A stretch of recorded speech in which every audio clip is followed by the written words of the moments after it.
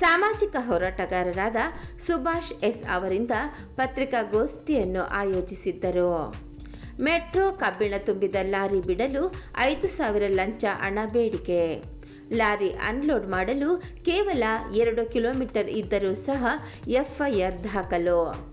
BNS ಸಂಚಾರ ಉಲ್ಲಂಘನೆ 285 section ಪ್ರಕಾರ ಪ್ರಕರಣ ದಾಖಲು.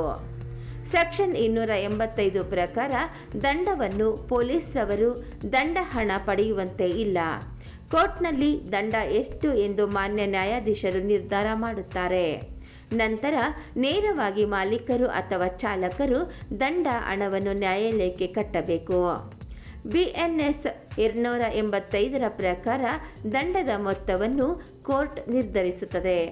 ಆದರೂ ಸಹ ಗಾಳಿಗೆ ತೂರಿ ಲಂಚ ಹಣ ಪಡೆದ ಪುಲಕೇಶಿನಗರ ಸಂಚಾರಿ ಪೊಲೀಸ್ ಸಿಬ್ಬಂದಿಯವರು ಮಾನ್ಯ ಐಜಿಪಿ ಸಲೀಂ ಸರ್ ಆದೇಶ ನೀಡಿದ್ದರೂ ಸಹ ದಂಡ ರೀತಿಯಲ್ಲಿ ಲಾರಿ ಬಿಡಲು 5,000 ಲಂಚ ಹಣ ಪಡೆದ ಪುಲಕೇಶಿನಗರ ಪೊಲೀಸ್ ಪೇದೆ ಸೋಮಶೇಖರ್ ಅವರು ಫೋನ್ ಪೇ ಮೂಲಕ ದಂಡ ಕಟ್ಟುತ್ತೀನಿ ಅಂತ ಕೇಳಿದ್ದಕ್ಕೆ ಬೇಡ ಕ್ಯಾಶ್ ಬೇಕು ಎಂದ ಪೊಲೀಸಪ್ಪ. ಆದುದರಿಂದ ಲಂಚ ಹಣ ಪಡೆಯುವ ವಿಡಿಯೋ ಮಾಡಿದ ಲಾರಿ ಚಾಲಕ 5,000 ಲಂಚ ಹಣ ಪಡೆದ ಮೊತ್ತ ಹಣ ಪೊಲೀಸ್ ಇನ್ಸ್ಪೆಕ್ಟರ್ ಅವರ ಗಮನಕ್ಕೆ ಖಂಡಿತ ಇದ್ದೇ ಇರುತ್ತದೆ.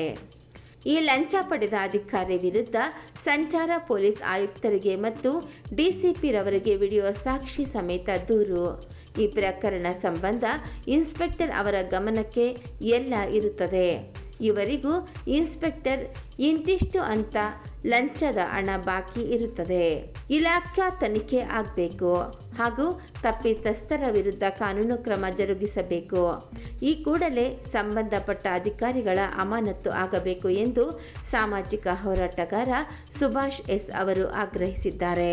ಸುಭಾಷ್ ಎಸ್ ಸಾಮಾಜಿಕ ಹೋರಾಟಗಾರ ಮೊನ್ನೆ 18ನೇ ತಾರೀಕು ಸಂಜೆ ಸುಮಾರು ಒಂದು 3:30-4 ಗಂಟೆಗೆ ಪುಲಕೇಶಿನಗರ ಸಂಚಾರಿ ಠಾಣೆಗೆ ಸಂಬಂಧಪಟ್ಟ ಹಾಗೆ ಒಂದು ಗೂಡ್ಸ್ ವೆಹಿಕಲ್ ಅಂದರೆ ಅದು ಒಂದು 10 ವೀಲರ್ ಲಾರಿ ಕಬ್ಬಿಣ ಹೊತ್ಕೊಂಬರೋಂಥ ಲಾರಿ, ಅದು ಕಾಮಗಾರಿ ಬಂದು ಮೆಟ್ರೋಗೆ ಸಂಬಂಧಪಟ್ಟಿರುತ್ತೆ. ಮೆಟ್ರೋ ಅಂದರೆ ಗೊತ್ತಲ್ಲ, ಸೆಂಟ್ರಲ್ ಗೌರ್ಮೆಂಟು ಅವರೇ ಕೊಟ್ಟಿರ್ತಾರೆ ಮತ್ತು ಟೈಮಿಂಗ್ಸ್ ಕೊಟ್ಟಿರ್ತಾರೆ. ಈ ದಿನಾಂಕ ಈ ಸಮಯದಂದು ನಮಗಿಲ್ಲಿ ಅನ್ಲೋಡ್ ಆಗಬೇಕು ಅಂತ ಸಂಜೆ 5-5:30 ಒಳಗಡೆನೇ ಅದು ಅನ್ಲೋಡ್ ಆಗಬೇಕು. ಇಲ್ಲ ಅಂದರೆ ಲಾರಿ ಮಾಲೀಕರು ಮತ್ತು ಲಾರಿ ಡ್ರೈವರ್ ಏನಿರ್ತಾರೆ ಅವರೇ ಹೊಣೆ ಹಾಕ್ತಾರೆ.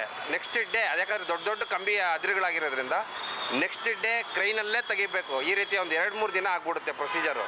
ಹಾಗಾಗಿ ಅದು 2 ಗಂಟೆಗೇ ಸಿಟಿ ಎಂಟ್ರಿ ಆಗಿಬಿಟ್ಟಿರುತ್ತೆ.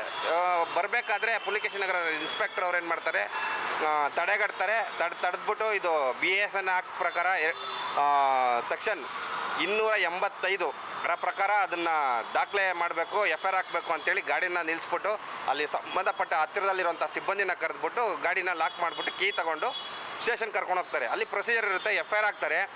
FIR ಆದಮೇಲೆ ಗಾಡಿ ಬಿಡಬೇಕಾದ್ರೆ 5,000 ರೂಪಾಯಿ ಕಟ್ಟಿ ದಂಡ ಅಂತ ಕೇಳ್ತಾರೆ. ಇಲ್ಲಿ ನಮ್ಮ ಡ್ರೈವರ್ಗೇನು ಗೊತ್ತಾಗಲ್ಲ, ಡೌಟ್ ಮಾಡಿ ನನಗೆ ಫೋನ್ ಮಾಡಿ ಹೇಳ್ತಾರೆ, ನಾನು ಊರಲ್ಲಿರೋದಿಲ್ಲ ನಮ್ಮದೇ ಗಾಡಿ ಆಗಿರೋದ್ರಿಂದ. ಆಮೇಲೆ ಆ ಡ್ರೈವರ್ಗೆ ಹೇಳ್ತೀನಿ ಫೋನ್ಪೇ ಮಾಡ್ತೀನಪ್ಪ, ಅವ್ರು ನಂಬರ್ ಕೊಡಿಲ್ಲ, ಸ್ಕ್ಯಾನರ್ ತಗೋ ನಾನು ಪೇ ಮಾಡ್ತೀನಿ ಅಂತಂದಾಗ ಅವ್ರು ಒಪ್ಕೊಳ್ಳಲ್ಲ. ಇಲ್ಲ ನಮಗೆ ಸ್ಕ್ಯಾನರ್ ಬೇಡ ಅಂದಾಗ ನನಗೆ ಡೌಟ್ ಬರುತ್ತೆ, ಲಂಚ ಹಣನೇ ಇದು ಪಕ್ಕ ಅಂತ ಹೇಳ್ಬಿಟ್ಟು ಇಮ್ಮಿಡಿಯೇಟ್ ಡ್ರೈವರ್ಗೆ ಹೇಳ್ತೀನಿ ಒಂದು ವೀಡಿಯೋ ಮಾಡ್ಕೊ, ಅದೇನಿದೆ ಅದು ಹೋಗ್ಬಿಟ್ಟು ATM ಅಲ್ಲಿ ಕ್ಯಾಶ್ ತೊಗೊಂಡು ಹೋಗ್ಬಿಟ್ಟು ಕೊಡು ಅಂತ ಹೇಳ್ತೀನಿ. ATM ಅಲ್ಲಿ ಕ್ಯಾಶ್ ತೊಗೊತಾರೆ, ಹೋಗಿ ಕೊಡ್ತಾರೆ. ತದನಂತರ ಅದು 5,000 ರೂಪಾಯಿ ಲಂಚ ಹಣ ಪಡೆದಿರೋಂಥ ವೀಡಿಯೋ ನನ್ನ ಹತ್ರ ಇದೆ. ಆಮೇಲೆ ಗಾಡಿ ಕೀ ಕೊಡ್ತಾರೆ. 9:30 ಮೇಲೆ ಗಾಡಿನ ಬಿಡ್ತಾರೆ. ಈಗ ದಂಡನೂ ಹಾಕಿದ್ರು ಅಂತಂದಮೇಲೆ FIR ಹಾಕಿದ್ರು ಅಂತಂದಮೇಲೆ ಇಮಿಡಿಯೇಟ್ ಗಾಡಿ ಬಿಡಬೇಕಾಗಿತ್ತು, ಗಾಡಿ ಬಿಟ್ಟಿಲ್ಲ. ಹಿಂಗೆ ನೆಕ್ಸ್ಟ್ ಡೇ ನಮಗೆ ಅಲ್ಲಿ ಅನ್ಲೋಡ್ ಆಗುತ್ತೆ. ಒಂದು ದಿನ ವೇಸ್ಟು. ಒಂದು ಲಾರಿಗೆ ಅಲ್ಲಿ ಬರೋದೇ 7,000 ರೂಪಾಯಿ 8,000 ರೂಪಾಯಿ ಒಂದು ಬಾಡಿಗೆ ಕಂಪನಿ ಕಡೆಯಿಂದ.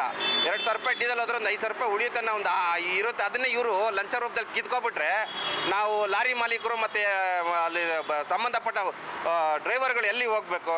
ಇದನ್ನು ಪದೇ ಈ ರೀತಿ ಲಂಚ ಹಣ ತಗೊಳ್ತಾ ಇರೋದು ಪೊಲೀಸರದ್ದು ನಿಲ್ತಾನೆ ಇಲ್ಲ. ಯಾವುದೇ ಇಷ್ಟು ಮೀಡಿಯಾದಲ್ಲಿ, ಇಷ್ಟು ಸೋಷಿಯಲ್ ಮೀಡಿಯಾದಲ್ಲಿ ಇಷ್ಟು ಉಗಿತಾ ಇರ್ತಾರೆ, ಆದರೆ ಇವ್ರಿಗೆ ಲಜ್ಜೆ ಮಾನ ಮರ್ಯಾದೆ ಏನು ಇಲ್ದಿರ ಸಿಬ್ಬಂದಿಗಳು ತಗೊತಾರೆ ದುಡ್ಡನ್ನ. ಒಂದು ಎರಡನೇದು, ಇದರಲ್ಲಿ ಆದೇಶ ಇದೆ, ಗೂಗಲಲ್ಲಿ ಸರ್ಚ್ ಮಾಡ್ಕೊಳ್ಳಿ ನೀವು ಅಂತಂದ್ರು. 5,000 ರೂಪಾಯಿ ಇದೆ ಸತ್ಯ, ಆದರೆ ಆ ಆದೇಶ ಪ್ರತಿಯಲ್ಲಿ ಇವ್ರು ಕೊಟ್ಟಿರೋ ನೋಟಿಸಲ್ಲೇ ಇದೆ. ಏನಂತ ಇದೆ ಅಂದರೆ ನ್ಯಾಯಾಲಯಕ್ಕೆ ಸಂಬಂಧಪಟ್ಟಿದ್ದು. ನ್ಯಾಯಾಲಯ ಆದಮೇಲೆ ಸಿವಿಲ್ ಆಯಿತು. ಸಿವಿಲ್ ಆದಮೇಲೆ ಇವ್ರು ಯಾಕೆ ಎಂಟ್ರಿಫೇರ್ ಆಗ್ಬಿಟ್ಟು 5,000 ರೂಪಾಯಿ ತಗೊತಾರೆ? ಸಿವಿಲ್ ಕೇಸ್ ಅಂದರೆ ಇವ್ರು ಎಂಟ್ರಿ ಆಗ್ಬೋದಾ? ಫೈನು ಅವ್ರು ಕಟ್ಟಕ್ಕೆ ಅವ್ರು ಯಾರು? ನಮ್ಮ ದುಡ್ಡು ತಗೊಂಡಾಗ ಅವ್ರು ಕಟ್ಟಕ್ಕೆ ಯಾರು? ನ್ಯಾಯಾಲಯಕ್ಕೆ. ಇದರಲ್ಲಿ ಇದೆ ನೋಟಿಸಲ್ಲಿ, ಮಾನ್ಯ ನ್ಯಾಯಾಲಯ ಅಲ್ಲಿ ನೀವು ಬಂದು ಭೇಟಿ ಮಾಡಬೇಕಾಗುತ್ತೆ ಒಂದು ನೋಟಿಸ್ ಕೊಟ್ಟ ನಂತರ ಅಂತ. ಹಾಗಾದ್ಮೇಲೆ ಇವ್ರು ಯಾಕೆ ತಗೊಂಡ್ರು ದುಡ್ಡು? ಒಂದು ಕ್ಯಾಶ್ ಅಂತೂ ತಗೊಳಂಗೆ ಇಲ್ಲ, ಕ್ಯಾಶ್ಲೆಸ್ ಆಗಿದೆ ಎಲ್ಲ ಕಡೆ. ಈಗ ಒಂದು ಟೀ ಅಂಗಡಿಗೆ ಹೋದ್ರೆ ಪೇಟಿಎಮ್ ಇಟ್ಟಿದ್ದಾರೆ. ಏನಕ್ಕೆ ಸರ್ಕಾರ ತಂತು? ದುಡ್ಡನ್ನ ಬ್ಲ್ಯಾಕ್ ಮನಿಗಳನ್ನ ಮಾಡಬಾರ್ದು, ಲಂಚಾಣ ತಗೋಬಾರ್ದು ಅಂತ. ಇವರು ಪರ್ಟಿಕ್ಯುಲರ್ ಹೋಗಿ ATM ಅಲ್ಲಿ ಹೋಗಿ ತಗೊಂಬ ದುಡ್ಡು ಅಂತ ಹೇಳ್ತಾರೆ. ತಗೊಂಬಂದು ಇವಾಗ ಯಾರು ಸಂಬಂಧಪಟ್ಟ ಅಧಿಕಾರಿಗಳಿಗೆ, ಆಯುಕ್ತರಿಗೂ ನಾನು ಒಂದು ಕಂಪ್ಲೇಂಟ್ ಕೊಟ್ಟಿದ್ದೀನಿ, DCP ಸಾಹೇಬ್ರಿಗೂ ಒಂದು ಕಂಪ್ಲೇಂಟ್ ಕೊಟ್ಟಿದ್ದೀನಿ. ಇದರಲ್ಲಿ ಪೊಲೀಸವರು ಶಾಮೀಲಿದೆ, ಇನ್ಸ್ಪೆಕ್ಟರ್ ಅವ್ರದ್ದು ಶಾಮೀಲಿದೆ. ಯಾಕಂದ್ರೆ ಗಾಡಿನ ಹಿಡಿದು ಎತ್ಕೊಂಡು FIR ಹಾಕಿ, FIR ಮಾತಾಡ್ತಾರೆ, FIR ಹಾಕಿ ಹಾಕಿದ್ದೀರಾ ಸ್ವಾಮಿ? ಹಾಕಿದ್ದೀರಾ? ನ್ಯಾಯಾಲಯಕ್ಕೆ ಒಪ್ಪಿಸ್ಬೇಕಾಗಿತ್ತು ನೀವು. ಹೆಂಗೆ ನೀವು ತೊಗೊಂಡ್ರಿ ದುಡ್ಡು? ಇದರಲ್ಲಿ ಇವ್ರದ್ದು ಶೇರ್ ಇರುತ್ತೆ, ಇನ್ಸ್ಪೆಕ್ಟರ್ಗೆ ಒಂದಷ್ಟು, ಇವ್ರಿಗಷ್ಟು, ಅವ್ರಿಗಷ್ಟು ಅಂತ ಅಂದ್ಬಿಟ್ಟು ಇದರಲ್ಲಿ ಶೇರ್ ಖಂಡಿತ ಇದೆ. ಈ ತಪ್ಪಿತಸ್ಥರ ವಿರುದ್ಧ ಕಾನೂನು ಕ್ರಮ ಜರುಗಿಸಲೇಬೇಕು. ಲಂಚಾಣ ಪಡೆದಿರೋಂಥ ಪೊಲೀಸ್ ಅಮಾನತು ಆಗಬೇಕು. ಇದೇ ನನ್ನ ಆಗ್ರಹ. ಇಲ್ಲಾಂದರೆ ಮುಂದಿನ ದಿನಗಳಲ್ಲಿ ಈ ಥರ ಸಂಚಾರ ಪೊಲೀಸ್ ಸ್ಟೇಷನಲ್ಲಿ ಅಲ್ಲಲ್ಲಿ ನಿಲ್ಲಿಸ್ಬಿಟ್ಟು ರೋಲ್ ಕಾಲ್ ಮಾಡೋವಂಥ ಪೊಲೀಸರುಗಳಿಗೆ ಪ್ರತಿಯೊಬ್ಬರೂ ಈ ಥರ ನಾವು ವಿಡಿಯೋಗಳು ಮಾಡಿಬಿಟ್ಟು ಅವ್ರನ್ನ ಬಣ್ಣನ ಬಯಲು ಮಾಡಬೇಕಾಗುತ್ತೆ. ಈ ರೀತಿಯಲ್ಲಿ ಸ್ಟೇಷನಲ್ಲಿ ಇನ್ನೂ ಜನರಿಗೆ ಅರಿವಿಲ್ಲ ಇದ್ರ ಬಗ್ಗೆ. BNS ಆಕ್ಟ್ 285 ಇದ್ರ ಬಗ್ಗೆ ಅರಿವೇ ಇಲ್ಲ. ಯಾರು ಕ್ಯಾಶ್ ಕೊಡಬಾರ್ದು, ಕೊಡಂಗಿಲ್ಲ. ನೀವೇನಿದ್ರು ಕೋರ್ಟಲ್ಲಿ ಕಟ್ಟಬೇಕು. ಅದು 1000 ರೂಪಾಯಿ ಆಗ್ಬೋದು, 2000 ರೂಪಾಯಿ ಆಗ್ಬೋದು. ಅದು ಗಂಭೀರವಾಗಿ ಅಂದರೆ ಉದ್ದೇಶಪೂರ್ವಕವಾಗಿ ಗಾಡಿ ತಗೊಬಂದರೆ ಮಾತ್ರನೇ ಅದು ದೊಡ್ಡ ಮೊತ್ತದ ಫೈನ್. ಅಂದರೆ 5000 ರೂಪಾಯಿ. ಇವಾಗ ಅಲ್ಲಿ ಅನ್ಲೋಡ್ ಇರೋದು ಪುಲಿಕೇಶನ್ ನಗರ ಲಿಮಿಟು. ಬರಬೇಕಾಗಿರೋದು ಬೆಳಗಿನ ಜಾವ. ಲಾರಿಯವರು ಯಾವ ರೀತಿ ಬರೋದು ಅಲ್ಲಿಗೆ? ಮಿಡ್ ನೈಟ್ ಅಂತೂ ಅವ್ರು ಹೇಳ್ತಾರೆ ಮಿಡ್ ನೈಟ್ ಅದು ಬನ್ನಿ ಅಂತ. ಟ್ರೈನ್ ಅವರು ತಗೊಳ್ಳೋದೇ, ಅದನ್ನ ಅನ್ಲೋಡ್ ಮಾಡೋದೇ ಡೇ ಶಿಫ್ಟಲ್ಲಿ. ಅವ್ರು ಇರೋದೇ 8 ಗಂಟೆಯಿಂದ ಸಂಜೆ 6 ಗಂಟೆವರೆಗೂ. ಅದರೊಳಗೆ ಲಾರಿ ಬರಬೇಕು. ಪರ್ಮಿಷನ್ ಇದೆ. 2 ಗಂಟೆ ಒಳಗಡೆ ಬಿಟ್ಟು. ಈಗ ಪುಲಿಕೇಶನ್ ನಗರಕ್ಕೆ ಬಂದಾಗ ಹಿಡಿದಾಗ ಇದನ್ನ ಕಾನೂನು ಅಪರಾಧ ಅಂತ ಹೇಳ್ತಾ ಇದ್ದಾರೆ. ಬಂದಿದ್ದು ಅಪರಾಧ ಇದು ಅಂತ FIR ಮಾಡಿದ್ದಾರೆ. ಬಿಟ್ಟಿದ್ಯಾರು ಮತ್ತೆ? ಪುಲಿಕೇಶನ್ ನಗರಕ್ಕೆ ಯಾರ್ಕೊಂಬಂತ ಲಾರಿ ಅಲ್ಲಿ ಒಳಗಡೆ ಬಿಟ್ಟಿದ್ಯಾರು? ಹಂಗಾರೆ ಫಸ್ಟ್ ಅಲ್ಲಿಗೆ ಕಾನೂನು ಇಲ್ವಾ? ಹಾಗಾದ್ರೆ ಬರಬೇಕಾದ್ರೆ ನೋಡ್ತಾರೆ ಬಿಲ್ಲು ಎಲ್ಲಿಗೆ ಅನ್ಲೋಡು ಅಂತ. ಇವ್ರಿಗೆ ಸಂಬಂಧಪಟ್ಟಿದ್ದಾದರೆ ಮಾತ್ರ ಬಿಟ್ಬಿಡ್ತಾರಾ? ಇದೇ ನನ್ನ ಒಂದು ಮುಂದಿನ ದಿನಗಳಲ್ಲಿ ಇದನ್ನು ಶೀಘ್ರದಲ್ಲಿ ಕ್ರಮ ತಗೊಂಡಿಲ್ಲ ಅಂದರೆ ಮುಂದಿನ ದಿನಗಳಲ್ಲಿ ದೊಡ್ಡ ಹೋರಾಟ ಅಂತೂ ಮಾಡೇ ಮಾಡ್ತೀನಿ ಸರ್. ಧನ್ಯವಾದಗಳು.